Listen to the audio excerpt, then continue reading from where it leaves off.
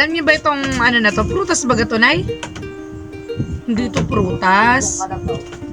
Alam niyo ba itong pagkain na to? Alam niyo ba ang tawag dito? Hindi. Ito ang tinatawag na susong kalabaw. Okay. Ganito ka kasi nakalaking suso ng kalabaw. Bakit tawag ay susong kalabaw? Ganito ang suso ng kalabaw, uutong ng kalabaw. Ito ang aming binibili nung kami elementary kasi ang baon namin piso lang. May nagtitinda nito sa labasan sa may gate. Ang piso. Maraming nagtitinda nito. Kaya ito ang pinagtsatsagaan namin. May mangat-ngatla ang tuwing recess. Susong kalabaw. Masarap to. Maasim-asim na miss-na-miss ang konti. Ano mo, Mama? Maraming buto. Ano mo? So yan o. Kinakain mo to. Kamukha ng... Hindi kinakain ng buto. Inuutot. Ay, bakit? Nilunok ko kanina yung buto. Ay, siya Joke lang. tutubo yan sa yung magkakaroon ka na suso ng kalabaw. Matutunan yung sa time ko. Yan. Maraming buto. Gawin mo. Ano? Tanong mo, Ma. Dito mo lagay yung parang.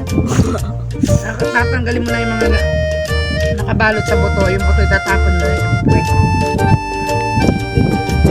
Kasi? Kinakain balat? Hindi. Nakakainin mo balat. Nakakainin mo lang yung buto. Ayan o.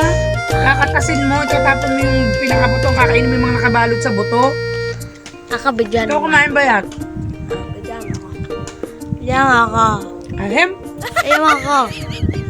Bigyan mo na. Diba? Bigyan mo ako ba?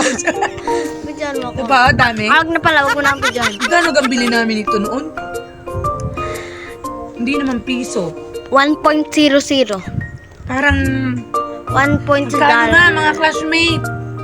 Yung mga classmate ko nabili nito sa labas ng gate ng Central.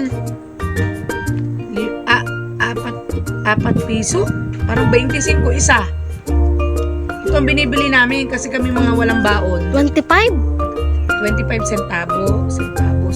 Para may makain lang kami tuwing recess. Siyempre, bibili ka rin naman kahit piso lang ang pera mo.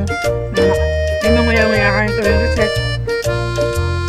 Nabuting ka ng time, di nakaligtas ka na may hinuya ka rin kahit paano.